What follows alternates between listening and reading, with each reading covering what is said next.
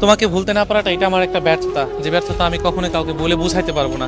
তোমাকে ভুলতে পারিনি আসলে এটা আমার ব্যর্থতা, কারণ শত চেষ্টা করেও আমি তোমাকে ভুলতে পারছি না। আর তোমাকে মনে রাখাটা এটা আমার ভালোবাসা।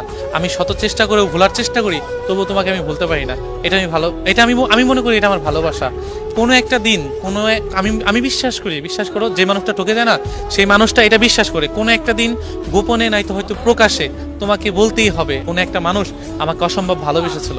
হয়তো তুমি এখন বলতে পারো না, কিন্তু কোনো একটা দিন যখন না পাওয়া ভালোবাসা আফসোস যখন তোমার ভিতরে কাজ করবে, তখন তুমি হয়তো সেদিন বলতে পারবে যে না, আমাকে একটা মানুষ ভালোবাসতে অসম্ভব, কিন্তু আমি সেই মানুষটাকে ঠকিয়েছি বা সেই মানুষটাকে আমি কষ্ট দিয়েছি। তবে আমার কষ্ট দেওয়াটা ঠিক হয়নি, কিন্তু বিশ্বাস করো আমি তোমার দেওয়া কষ্টগুলো সবটা সময় ভুলতে চাই।